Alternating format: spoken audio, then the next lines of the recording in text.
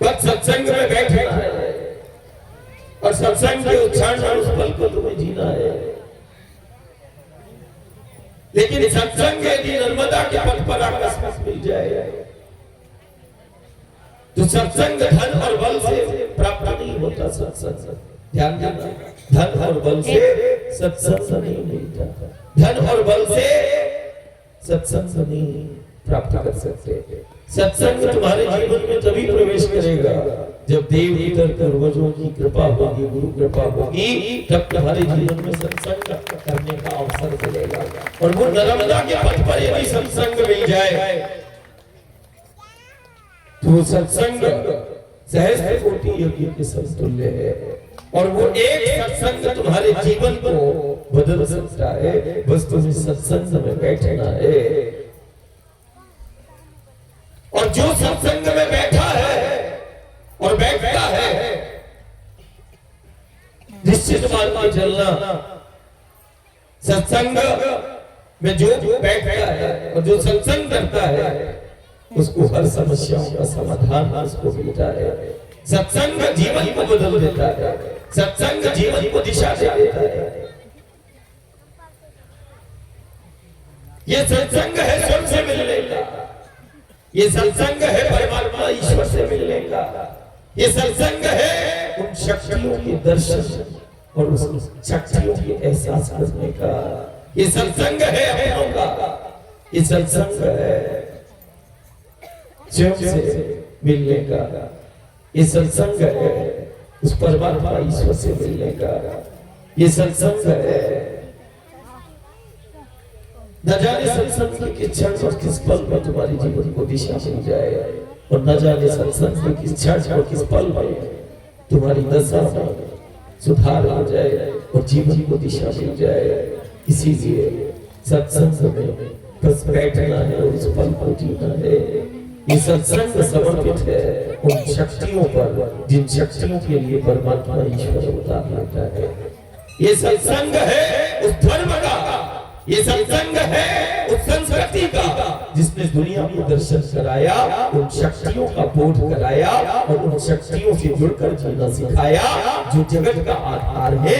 ये सत्संग है उस धर्म का, उस संस्कृति का, उन शक्तियों का केंद्र जिन शक्तियों के लिए अवतार लेता है परमात्मा ईश्वर। और यदि परमात्मा ईश्वर से अवतार लिया तो अवतार का कोई कारण होगा।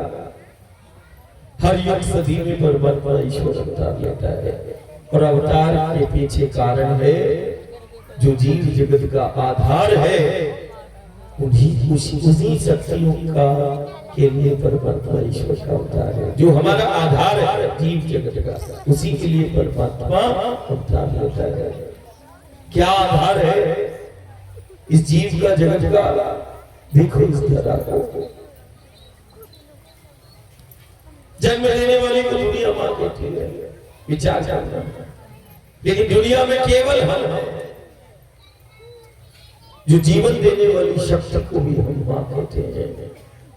दुनिया में केवल हम हैं जो पालन पोषण करने वाली शक्ति है, उसको भी हम मां कहते हैं। पालने वाली को भी हम मां कहते हैं और जीवन देती है उसको भी हम मां कहते हैं। दुनिया में कौन होगा? बोले भारत होगा, और भारत है, हमें गर्व है। और हम जन्म देने वाली से पालने वाली का दर्जा ऊंचा मानते हैं, जीवन देने वाली शक्ति को हम ऊंचा मानते हैं।